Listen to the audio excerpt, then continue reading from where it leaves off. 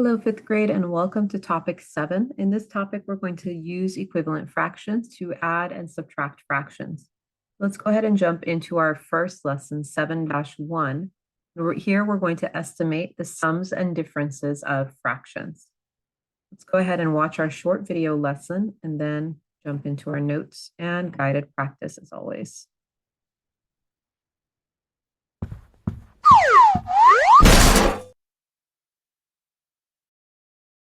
How can you estimate the sum of two fractions?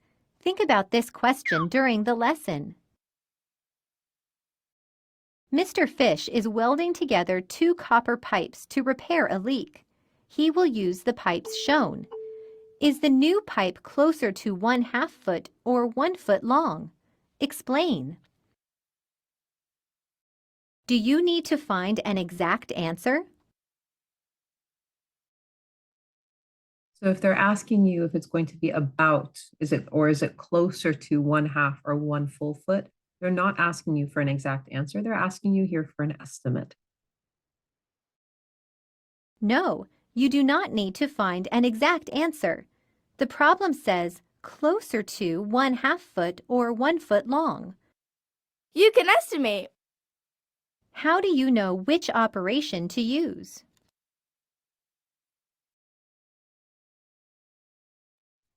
Now here, if he wants to put or weld these two pipes together, that means he's adding the two lengths together. So here, the operation we're going to use is addition.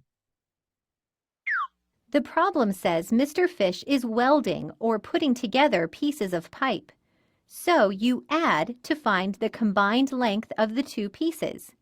Estimate the sum 1/6 plus 5/12 to find about how long the combined pipes will be. Replace each fraction with the nearest half or whole.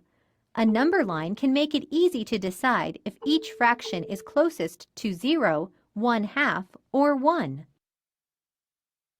1/6 is between 0 and 1/2, but is closer to 0.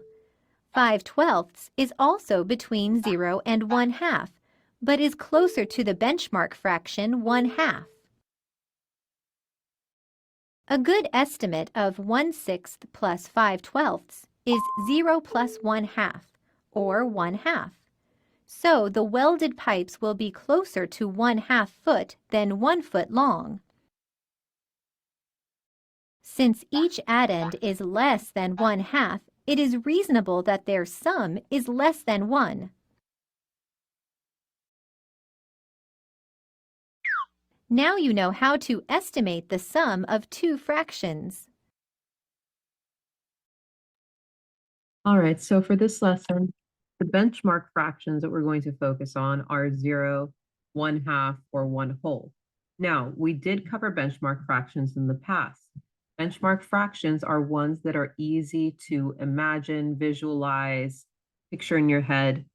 And our benchmark fractions include 1/4, 1/3, 1/2, 2/3, and 3/4 usually.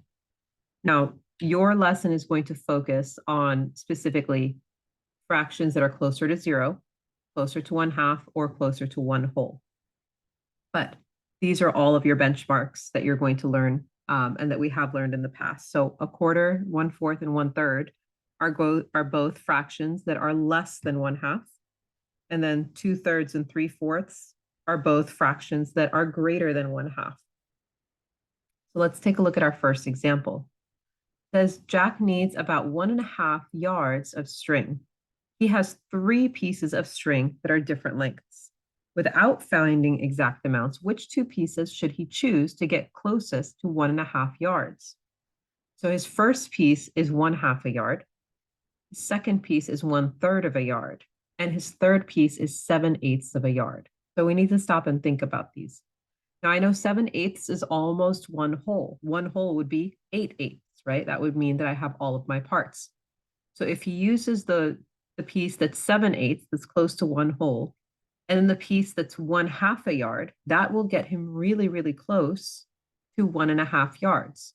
So if he would need to use his first piece and his third piece to get him closest to 1.5 yards of string. Now, how do you decide if a fraction is greater than half or less than half? So first, you need to look at the numerator and the denominator. If the number in the numerator is 2 times more the number in the denominator, if the number in the numerator times 2 is more than the number in the denominator, then it's more than half. If the number in your numerator, when you multiply it by 2, is less than the number in your denominator, then your number is less than 1/2. So let's take a look at examples to see what that means. So if I have the fraction 4/7, right, 4/7. If I take my numerator times 2, 4 times 2 is 8, right? And 8 is greater than my denominator of 7. That tells me that 4/7 is more than 1/2. It's still really close to 1/2, but it's greater than 1/2. Now, if I have the fraction 2/6 or 2/6, if I do 2 times 2, that gives me 4, right? 4 is still less than 6. So 2/6 is going to be less than 1/2. Now, if I have, for example, the fraction 5/10, 5 times 2, if I double that numerator, it gives me 10. So 5/10 is equal to 1/2. So that's just a quick trick to help you figure out where your fraction is. Is it greater than half or is it less than half? Now let's take a look at our next example. It says Katie made a bag of trail mix with 1/2 cup of raisins, 3/5 cups of banana chips, and 3/8 cups of peanuts. About how much trail mix did Katie make? So I listed what I know, the amounts from her recipe. Now, if they're asking about how much, I need to estimate. So 3/5 is close to half, just a little bit more. 3/8 is also close to half, it's just a little bit less. And then we have the 1/2 cup of raisins. So I'm going to round those to 1/2. So 1/2 plus 1/2 plus 1/2 gives me 1 whole plus 1/2 cup of trail mix. So she makes about 1.5 cups of trail mix with her ingredients. All right, let's look at our next examples. These say estimate, decide if each fraction is closer to 0, to 1/2, or to 1 whole, and then replace those numbers and estimate the sum or difference. So 11/18 minus 2/9. So 11/18 is close to half because 9/18 is half. And 2/9 is close to 0.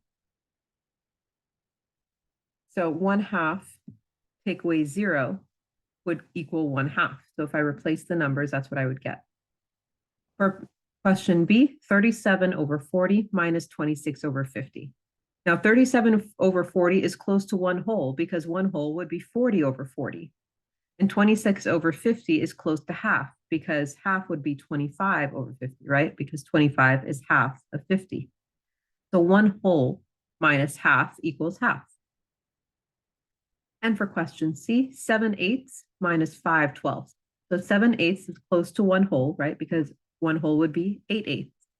And 5/12 is close to half because 6/12 would be half. So 1 whole minus half equals half again here. Let's take a look at your guided practice. It says in the problem on page 270 of your book, would you get the same estimate if Mr. Fish's pipes measured 2/6 of a foot and 7/12 of a foot? So 2/6 of a foot is close to half because 2/6 is close to 3/6, and 3/6 is an equivalent fraction for 1/2. 7/12 is also close to half because 6/12 is equal to 1/2. So 1/2 plus 1/2 would equal 1 foot.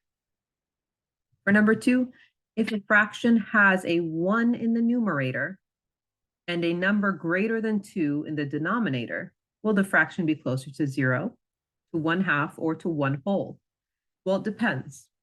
If the denominator is 3, so 1/3, 1/3 is close to 1/2.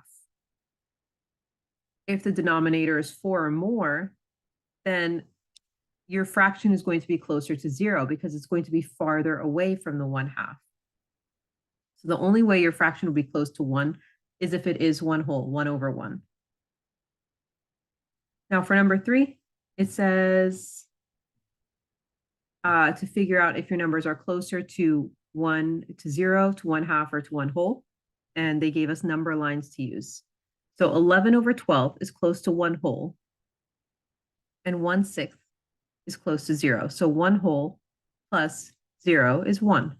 Now over here, 11 over 12th is almost 12 over 12th, which is 1 whole. So over here, you can see this measures 11/12. So it's very, very close to the 1 whole. 1/6 is way at the beginning of this number line. So this is closer to 0. That's how we got those numbers. For number 4, we have 14 over 16 and we have 5/8. So 14 over 16, again, is really close to 1 whole. And 5/8 is just past the halfway mark. So it's closer to half. So if we do 1 whole plus a half gives us 1.5. So this lesson is just deciding, are you closer to 0, to 1/2, or to 1 whole? And then using those numbers that you came up with to find your estimate. That's it for this lesson. If you guys have any questions, let me know. Otherwise, have a great day. Take care. Bye-bye.